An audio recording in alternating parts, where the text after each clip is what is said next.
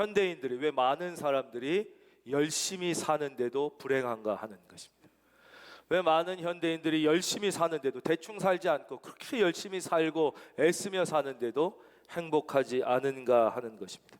그 가장 중요한 이유는 목표가 잘못되었기 때문입니다.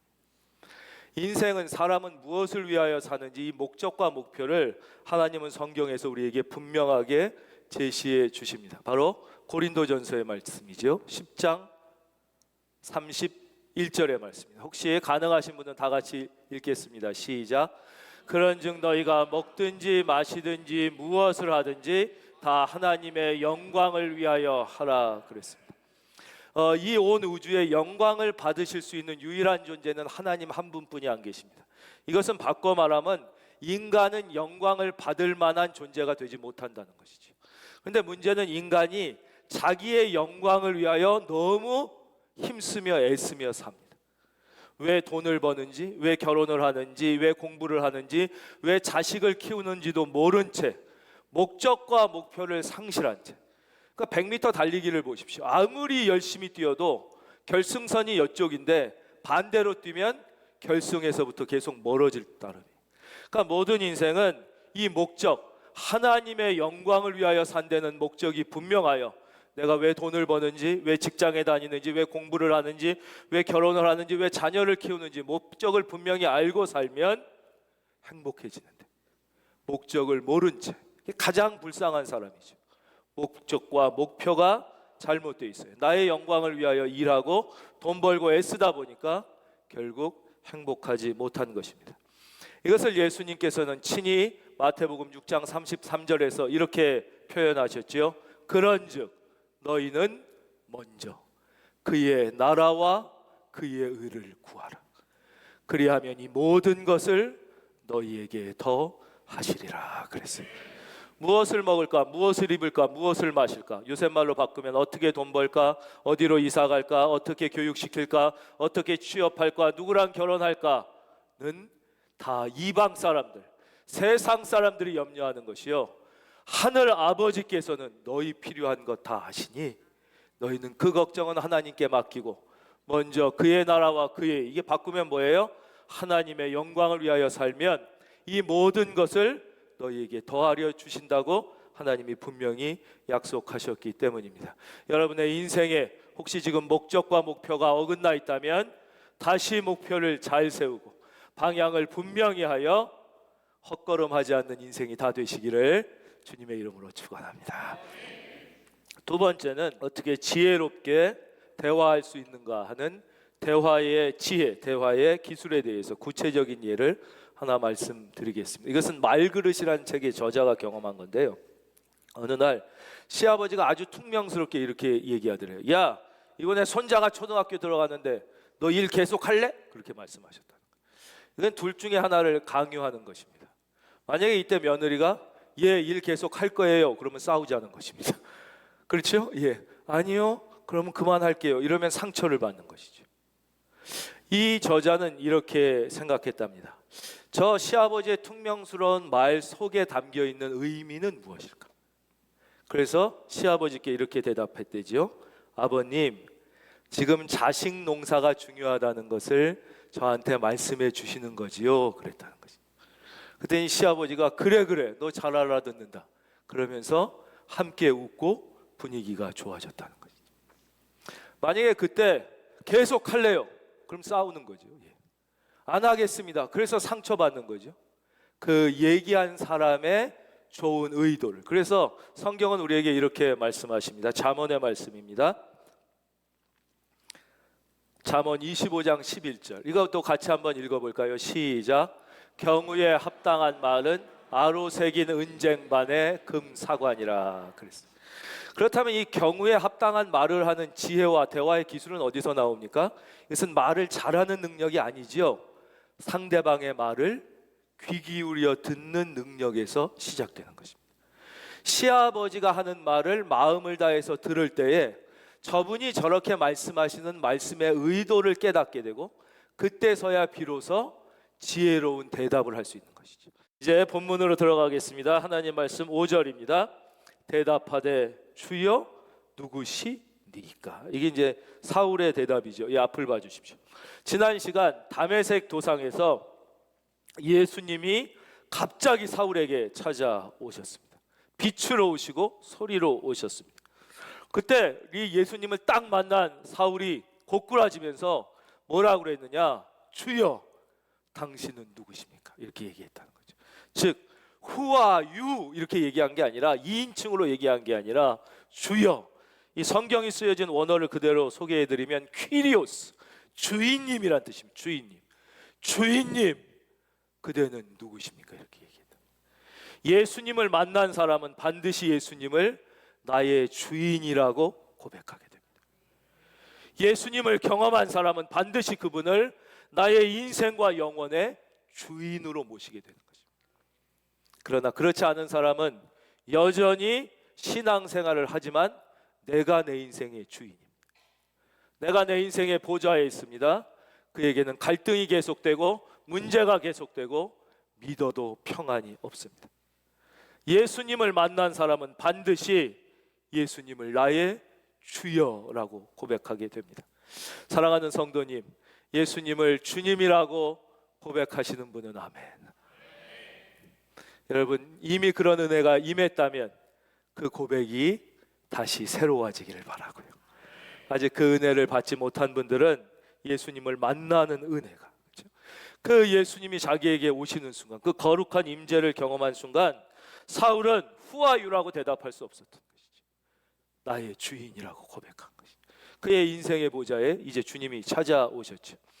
예수님을 만나게 되는 방법은 여러 가지가 있습니다. 오늘날에도 이 사울이 다메섹 도상에서 예수님을 인격적으로 만난 것처럼 그렇게 예수님을 만나는 경우가 있기도 합니다. 그러나 훨씬 더 많은 경우, 아마 99%가 넘는 경우에는 우리가 말씀 가운데서 주님을 만나게 됩니다. 말씀 가운데, 찬양 가운데 예수님을 만나는 것이 훨씬 더 보편적인 경험입니다. 근데 여기서 멈추는 게 아니에요. 이 사울이 예수님을 만난 것처럼 이 예수님과 한 개인의 만남은 아주 작은 한 개인의 만남 같지만 그 속에는 세상을 변화시키고, 어쩌면 우리 교회 한 성도님과 예수님과의 만남이 이 허리자린 대한민국의 통일을 가져오는 위대한 역사를 이루는 만남일 수도 있다는 것이에요. 바로 이 사울과 예수님의 만남이 어떻게 됐어요? 로마 전체를 변화시키고 유럽 전체와 세계를 변화시키는 상상하지도 못했던 만남일 수 있는 것처럼, 여러분과 예수님과의 만남은 그냥 여러분 개인의 삶과 가정을 변화시키는 만남일 수도 있지만, 여러분의 기대와 소망을 넘어서는 위대한 만남을 하나님께서 준비하고 계실 수도, 여러분의 생애에도 이런 만남이 있기를 바랍니다. 여러분이 이런 만남을 사모하기를 바라고, 이런 위대한 만남이 있기를. 그러니까 어떤 분들은 그러잖아요. 하나님께서 우리를 향하여 갖고 계신 계획은 여러분이 갖고 있는 그 기대와 소망을 훨씬 뛰어넘는 것이다. 그러면 설교니까 저렇게 하시지. 나는 사실 지금 눈앞에 당장 요 돈 문제만 해결돼도 내가 정말 좋겠는데 이게 해결이 안 돼서 내가 이렇게 힘든데 무슨 기대와 소망을 넘어. 나는 자식 문제 요거 하나만 내가 남편 하나만 좀 바뀌어도 좋겠는데 목사님은 꿈 같은 얘기를 하시네. 이렇게 생각하는 분이 혹시 계시다면 7월 15일 토요일 우리 교회에 나오셔서 현성수 전도사의 결혼을 보시기를 바랍니다. 현성수 전도사님은 자기는 결혼을 포기했다고 그랬어요. 저한테. 자기는 고백만 하면 차이고, 그래서 목사가 안 된 거예요. 계속 결혼을 못해서 안수를 못 받았어요. 그랬는데 하나님께서 그가 고백하고 이런 사람과는 기대와 소망, 진짜인지 가짜인지 직접 와서 보시라니까요. 직접 와서. 그 차원, 그 현성수 전도사님이 자기가 보고도 못 믿겠다고 저한테 그러더라고요. 꿈꾸는 것 같다고 그러는 거예요.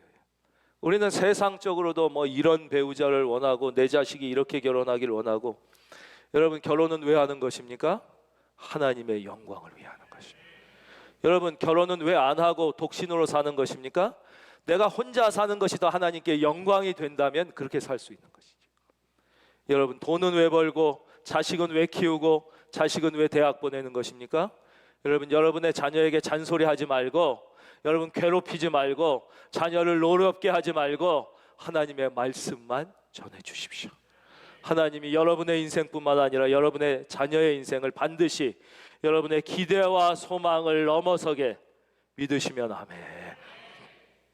그런 역사는 지금도 계속 일어나고 있는 것이지요. 주여 누구시니까? 이 사도 바울의, 이때까지는 핍박자 사울의 질문에 예수님이 이렇게 대답하십니다. 나는 내가 박해하는 예수라. 예수님이 자기를 이렇게 소개하실 수도 있었겠죠. 나는 만왕의 왕이다. 그렇잖아요. 틀린 말 아니죠. 나는 천지의 창조주요, 생사화복의 주관자이다. 이렇게 자기를 표현하실 수도 있잖아요. 근데 예수님의 자기소개는 그렇지 않았다는 거예요. 나는 내가 박해하는 예수라. 주여, 당신은 누구십니까?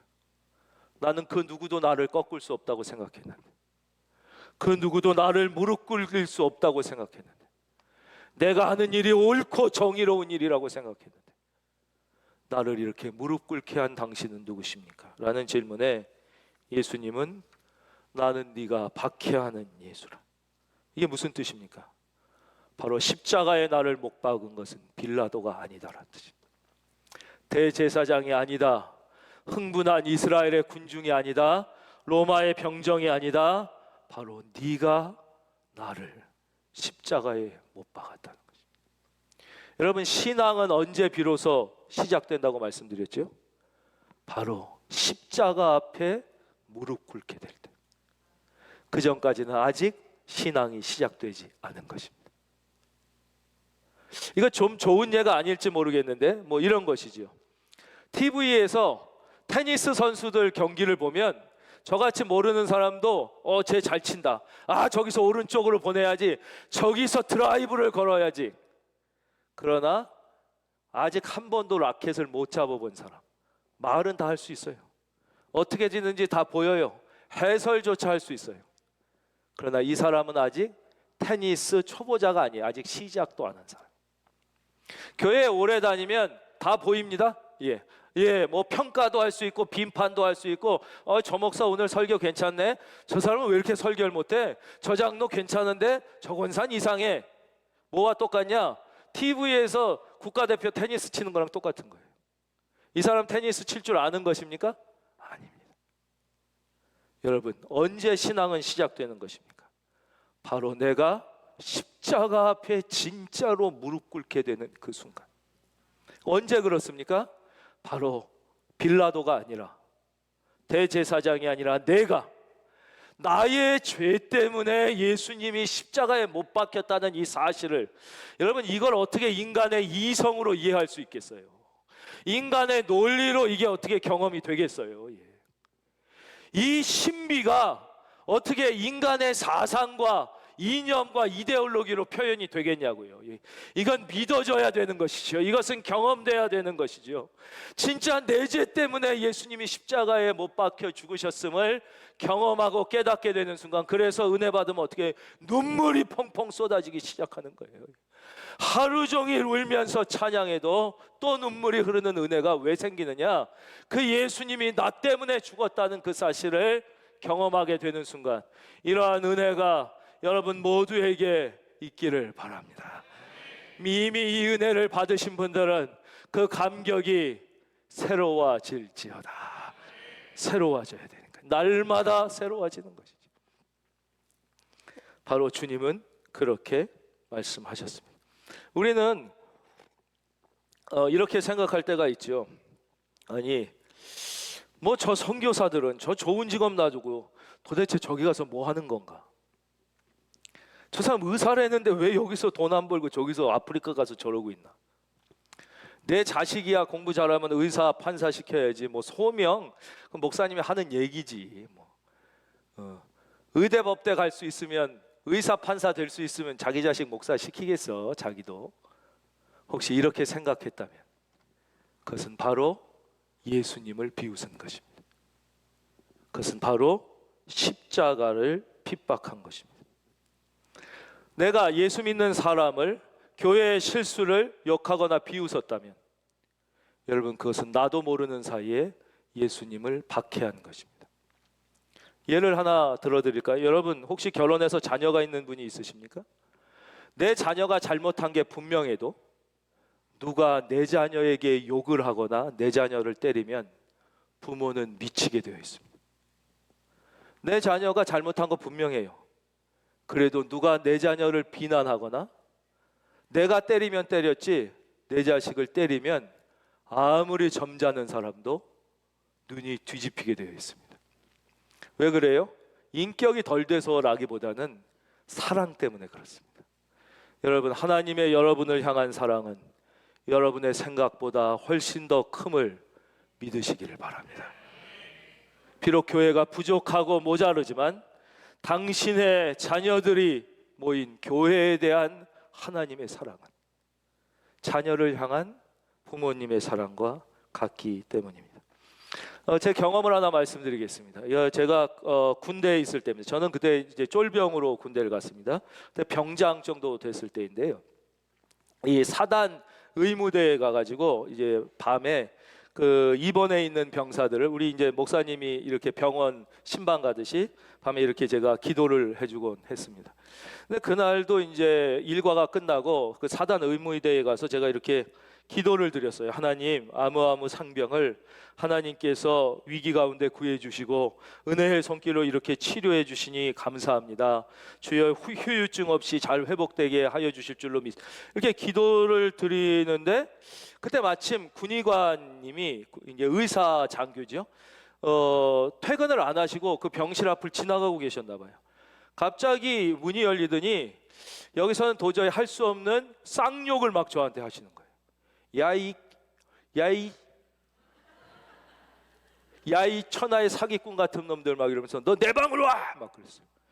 갔더니 막 따귀를 몇 대 때리더니 너희 새끼야, 내가 어저께 퇴근도 못하고 얘 수술하고 치료했는데 뭐 하나님이 치료해줘?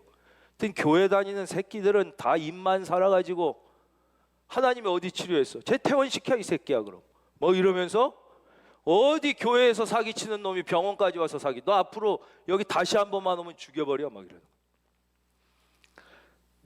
맞는 말이죠. 예.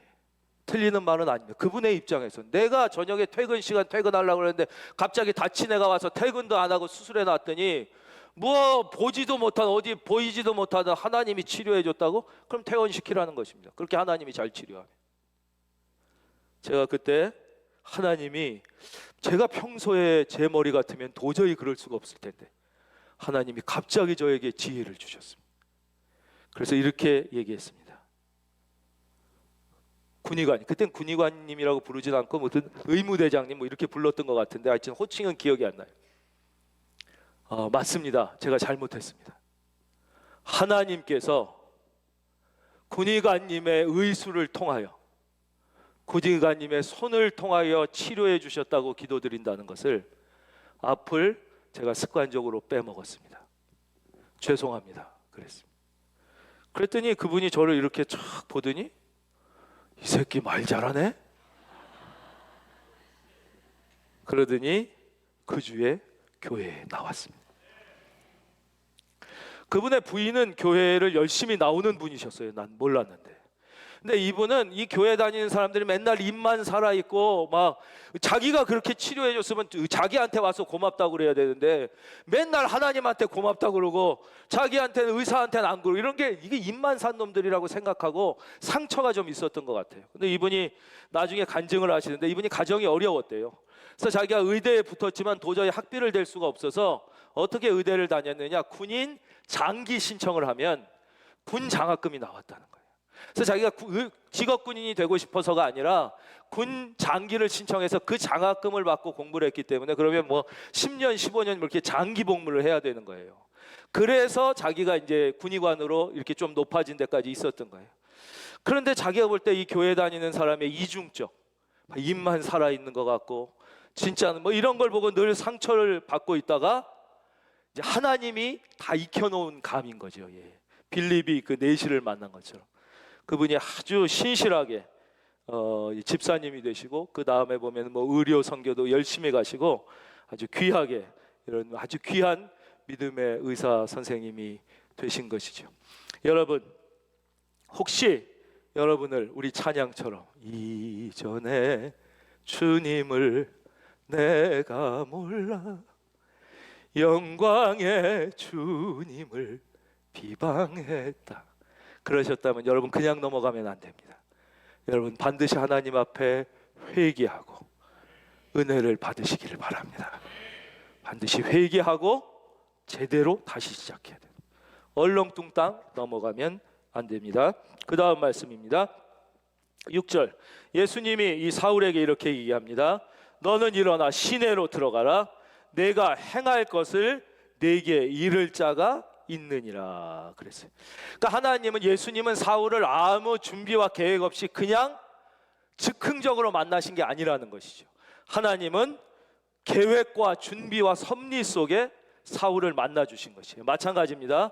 여러분 오늘 부른 찬양처럼 하나님은 계획을 가지고 섭리를 가지고 여러분을 오늘 불러 주신 것이라는 거예요.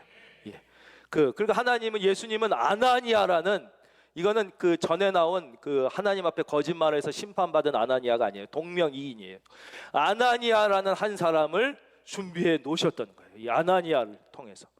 그래서 그를 통하여 이제 사도 바울이 계속 훈련받고 성장하게 되는 것이죠. 그래서 사도 바울은 그 후에 계속해서 이제 훈련을 받고 이제 사도로 거듭나게 되는 것이죠. 이 하나님의 놀랍고 위대한 섭리를 사도 바울이 얼마나 깊이 이해했냐 하면 에베소서 1장 4절에서 이렇게 고백합니다. 곧 창세 전에 그리스도 안에서 우리를 택하사. 그러니까 이 사도 바울이 은혜에 깊이 들어가니까 나를 향한 하나님의 섭리, 그 아이디어가 그 창세 전부터 있었다는 그 깊은 하나님의 깊은 내면까지 들여다보게 된 거예요. 들여다보게 된 거죠. 그 전에 구약은 어디까지 와요? 시편에 보면 하나님이 모태에서부터 나를 지으사 이랬어요. 근데 사도 바울은 더 깊이 들어간 거예요. 정말 그 에베소서의 말씀을 읽을 때마다 도대체 사도 바울은 하나님의 속에 얼마나 깊이 그 은혜의 자리에 들어갔으면 그 마음에 여기까지 볼 수 있었을까? 그런 마음이 들죠. 바로 이것이 신앙입니다. 저는 여러분들이 하나님과 여러분 사이에 하나님과 여러분만이 이해하는 깊이 있는 이 만남이 있기를 바랍니다. 이건 설명한다고 알 수 있는 게 아니에요. 그렇죠? 하나님과 나만이 알 수 있는, 주님과 나만이 통하는 그 깊이 있는 그 은혜의 자리. 그러니까 성경에 다 그런 인물들로 가득 차 있죠. 모세, 엘리야, 다윗, 바울, 베드로.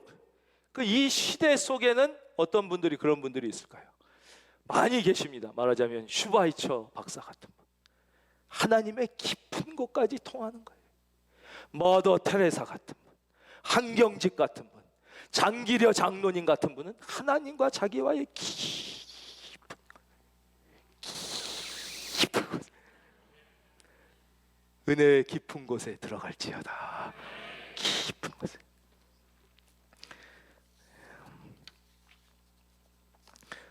여기서 또 하나 우리가 발견하는 중요한 사실은 성령 받았다고 끝이 아니라는 것입니다. 이렇게 사도 바울이 다메섹 도상에서 예수님을 만났어요. 성령 받았어요. 그렇다고 끝이 아니에요. 그 뒤에 갈라디아에서 보면 아라비아 광야로 들어가서 3년 동안 예수님의 제자들에게 훈련을 받습니다. 여러분, 성령 받고 은혜 받고 능력 받았다고 끝이 아닙니다.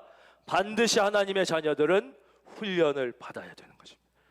여러분, 육체를 치료하는 의사들도 육체를 치료하기 위하여 얼마나 많이 훈련하고 공부하고 또 훈련해야 알 거 아니에요. 그래야지 자기의 아픔도 자기가 이해할 수 있고, 육체 얼마나 많이 훈련하는데 하나님의 말씀으로 영혼을 치유하고 영혼을 살리고 싶은 사람들이 제대로 말씀으로 훈련받지 않고 하나님의 말씀으로 자기의 영혼을 살리고 자기가 하나님의 그 깊은 은혜를 체험하며 살고 싶은 사람들이 말씀을 훈련하지 않고 그냥 선벙선벙 내가 좋아하는 설교만 듣고 그렇게 살 수 있다고 생각하면 그것은 그 맨날 그 TV 9시에서 무엇이든 물어보세요. 거기 의사 선생님이 나와서 이 병에는 이 약 먹으세요, 저 병에는 저 약 먹으세요. 그러면 그걸로 다 낫는 줄 알고 약 먹고 부작용이 일어나는 사람이랑 똑같다. 그런 사람들 많잖아요, 그렇죠? 의사 안 찾아가고, 예. 거기서 보면 그 쇼닥터들 하는 거 보고 그거랑 뭐가 다르냐 이거예요. 반드시 훈련을 성령 받고 훈련 받는 것은 모두 똑같이 중요한 것입니다. 그러면 성령을 먼저 받아야 되는 것입니까? 훈련을 먼저 받아야 되는 것입니까? 순서는 상관이 없습니다. 베드로를 비롯한 12제자들은 먼저 예수님과 함께 3년간 훈련을 받았습니다.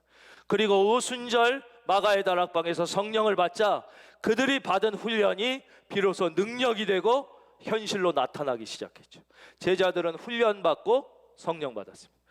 반면에 오늘 성경에 나타나는 우리가 잘 아는 위대한 사도 바울 같은 경우는 먼저 성령을 받고 그 다음 아라비아 깊은 광야로 들어가 3년 동안 훈련을 받은 것이죠. 체계적으로 훈련을 받고 그는 이제 주를 위하여 귀하게 쓰임 받는 것입니다. 중요한 것은 성령만 받았다고 끝이 아니에요. 그러면 마음만 뜨겁고 일을 못하게 돼요. 마찬가지로 훈련만 받았다고 다가 아니에요. 그러면 머리는 큰데 능력이 나타나지 않아요. 그래서 성령 받고 훈련 받는 것은 이건 너무너무 중요한 것이에요. 따라하겠습니다. 우리 다 같이 해주시면 감사하겠습니다.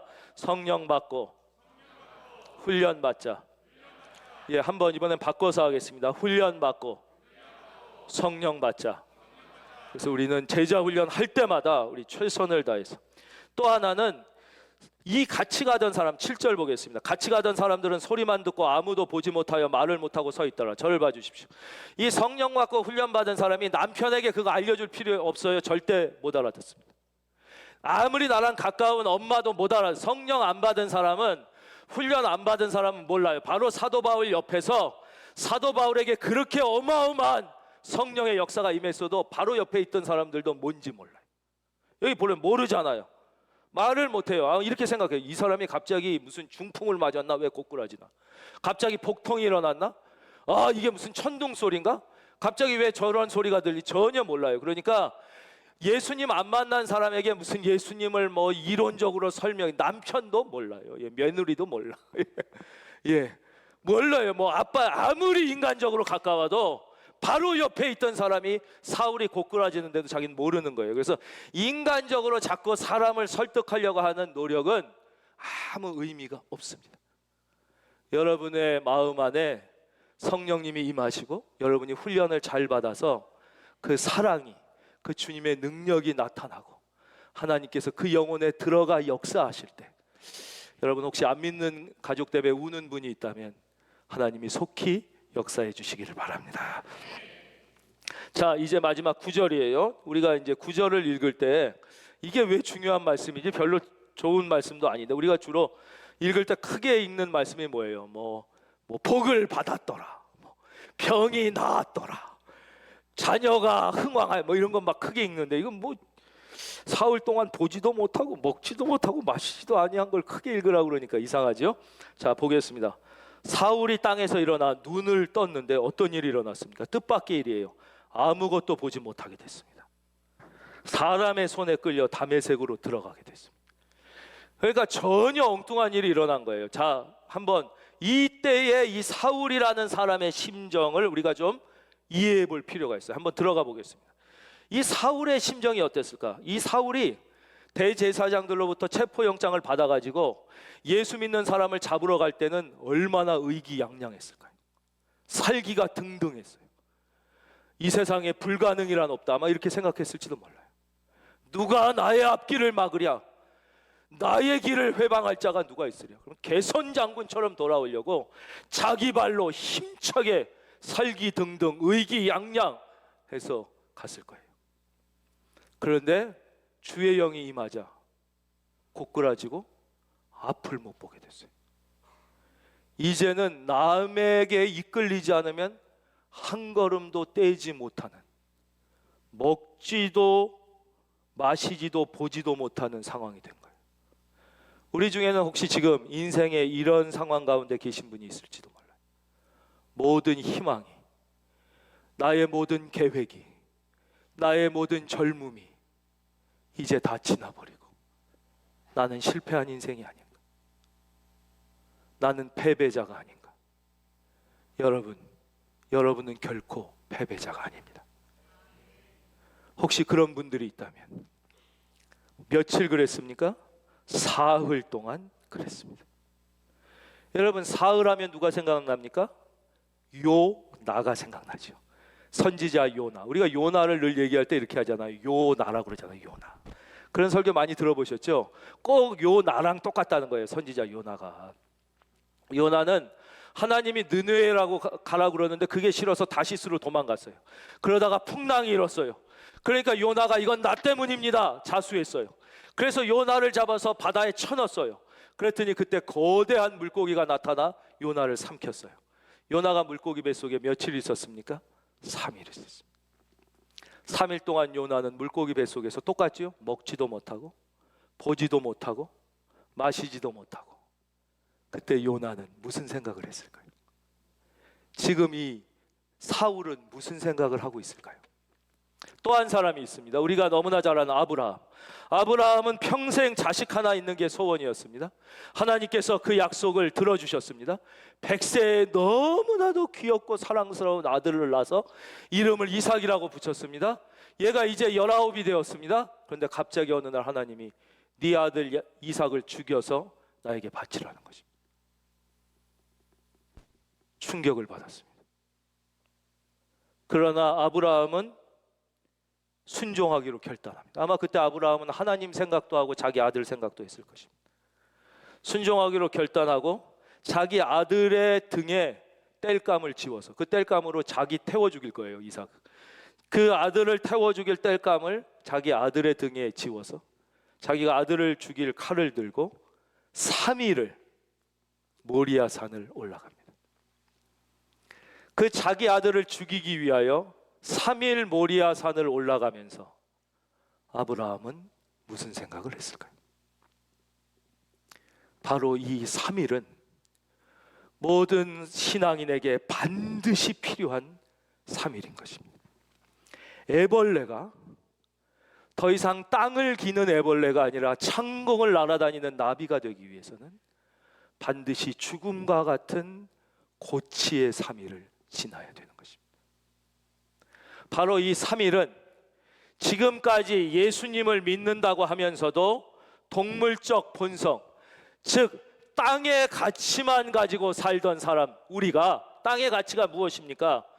어떻게 남들보다 조금 더 많이 벌까? 어떻게 남들보다 조금 앞서 갈까? 어떻게 남들보다 조금 뛰어나게 내 새끼를 키워볼까?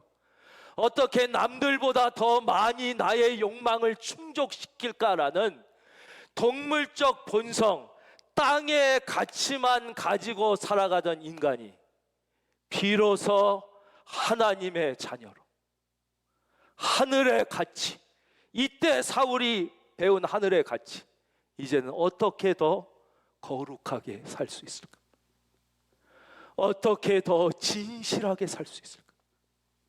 어떻게 더 아름답게 더 사랑하며 더 나누며 살 수 있을까? 비로소 하늘의 가치를 배워가는 3일인 것입니다. 여러분, 사울을 만나셨던 하나님이 여러분을 똑같이 불러주셨습니다. 그리고 우리에게는 모두 이 3일, 동물적 본능, 땅의 가치로 살아가던 이 세상 땅의 삶에서 하늘의 가치를 배워가는 이 변화가 반드시 필요한 것입니다.